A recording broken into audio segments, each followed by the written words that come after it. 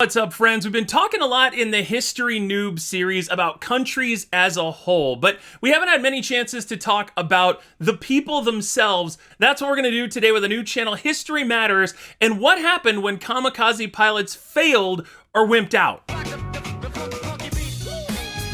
Welcome back, friends, and a special welcome to all the new friends out there. I'm YoBGS, and yeah, a lot of folks have been recommending this channel, History Matters. It looks like in the screenshots I saw, it's basically oversimplified, if oversimplified were square. So I know this is gonna be really good today, and we need to talk about History Matters and how we're already looking at. This was a nightmare scene from back in the day. If you ever played Top Gun on NES, AVGN fans will know what I'm talking about. If you like these videos, please make sure to check and see if you're subscribed. Subscribing helps the channel more than anything else, honestly, and helps get these videos out to more people. Also, if there are channels you want to recommend, please leave a comment down below.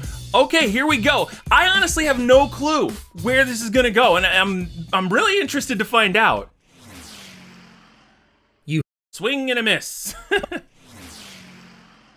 You had one job. Most people have heard of kamikaze pilots. That is so cold, though. You do not get to say to a kamikaze pilot, you had one job. One job. Most people have heard of kamikaze pilots, young men who were tasked with crashing their planes into enemy warships. Okay.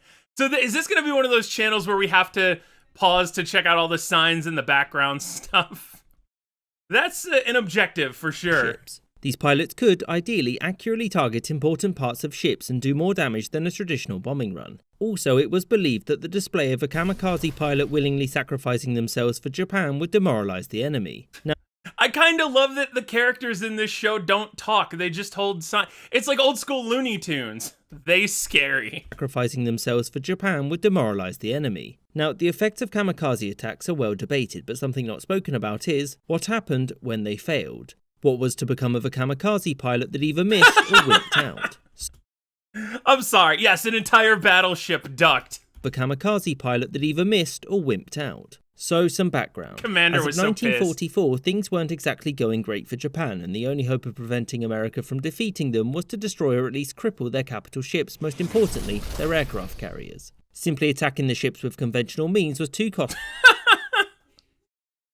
I don't know why, just all of these little signs are tickling me. They shoot back. For Japan. As such, taking young pilots, sticking them into planes loaded with explosives, and then ordering them to fly into critical parts of enemy... Dude, none of these are signs that you want to see. It's like a TikTok challenge. Like, what 3 words do you never want to see?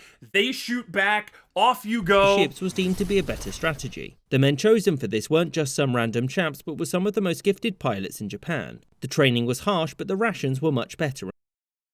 He's getting beaten with a stick, but he actually seems kind of to be enjoying it a little bit. I'm just pointing that out.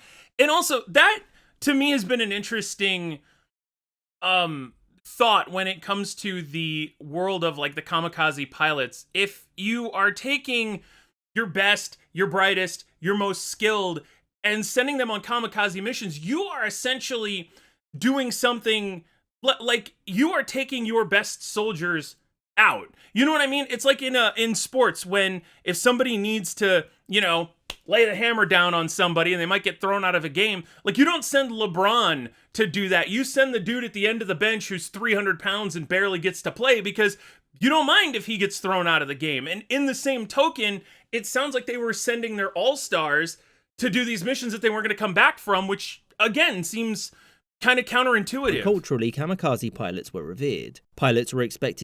Okay, this is going to challenge oversimplified in the face. I kind of like the... Kamikaze pilots were revered. Pilots were expected to reflect on death in their time off Life to prepare them for their Come upcoming on. mission. Yet for some, this preparation and love for Japan wasn't enough to get them to introduce their face to the deck of an American warship. So what happened to failed kamikaze pilots? Well, and that's the thing. Our mechanism to not introduce our face to the deck of a battleship is really strong. Your brain is really good at stopping you from knowingly doing dumb things like that. That self-preservation is really good. So I would be interested in almost like another video of how they trained people to override that. I don't know. Because again, I'll be honest, they'd send me out once and all of a sudden I'd be living in, Barbados or something. Well, many were shot down before they even completed their mission or could get there. Some hit the wrong part of the ship or missed completely and fell into the ocean where, providing they survived, they'd be captured and taken to a prisoner of war camp. And before continuing, there's a common misconception that kamikaze pilots were only given half a tank of fuel to ensure they couldn't come back, which isn't true. Also, there were legitimate... That also, if you think about it, like, the goal is to cause as much destruction as possible, right? So you wouldn't want to only give half a tank of fuel because fuel is combustible. Fuel will make bigger explosions. So you'd want to you'd want to load them up as much as possible. You'd want a jerry can in the passenger seat and like anything you could that was going to make what they were doing, would make their attack more effective. The reasons for a pilot to turn around, and losing a well-trained kamikaze to a malfunction would be a waste. And the entire reason why Japan turned to this strategy in the first place was because their resources, including pilots, were limited. So pilots that... But if pilots were limited, don't throw them face first into the deck of a battleship. This guy's got something on the ball. I don't know anything about this dude, but tag yourself right here. Turned around because of technical issues or bad weather would face no consequences because it wasn't their fault. Better luck next time, and there was going to be a next time. Those that returned due to less easy to confirm reasons like enemy resistance or the inability to find their target would be chastised. And the number of these cases was alleviated by undertaking kamikaze attacks in groups and also getting the pilots drunk so they wouldn't think too much about the whole flying thing. However, wait, but then how's a drunk pilot going to be able to fly to their you're countering the fact that they're really good pilots by making them drunk. When only one survivor returned, it looked quite suspicious. But remember, kamikaze pilots were valuable resources, and so Japan wanted to utilize every single one of them. Thus, no punishment, back out you go. Now, there was a limit to how often someone Because how are you going to punish someone more than making them do that? You know what I mean? And I know that there's this sense of honor and all those sorts of things surrounding it, but you can't sentence somebody to death when that's where they were up to. Return. For example, there was one pilot that returned 9 times before he was executed for cowardice. For most pilots, though, returning from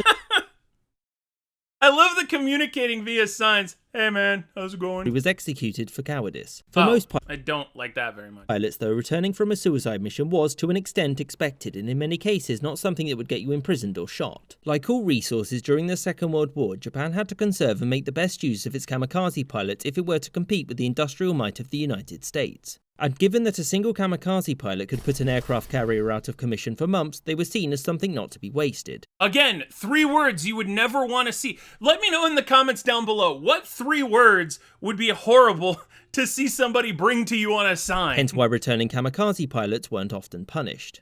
I hope you enjoyed this episode, and thank you for watching, with thanks to my Patreon supporters whom you can see on screen now. And with an extra special thanks to James Bizanet, Ike, Danny Maloney, Colin Castleman, Marvin Castanway, Chris Wicker, I love this American, I love this History Matters style of American Gothic in the background. Moneymaker, Anthony Beckett, Hell, Parshu19, and Mo. That is a lot. Shout out to Mo. Hey, if you're Mo, leave a comment.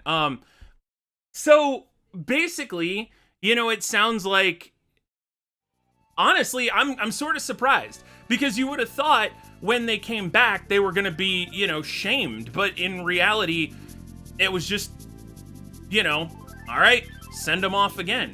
And honestly, with the haste at which planes were being made, yeah, the rate of malfunction would be pretty huge. So I think my strategy, I would become an expert at sabotaging my own plane. Just something minor, you're like flying along and you're like, oh hey, my sticker came off. I gotta go back home and get this fixed. You become an expert at thinking of excuses to not carry through the mission. You have to laugh at it because it's just such a wild time in history that if you think about the implications of it, it is bonkers. But that is gonna do it, my friends, for this video. That was a cool one. History Matters, awesome. Should I check out some of their longer stuff? Leave a comment down below. As always, friends, take care, and I will see you in the next one.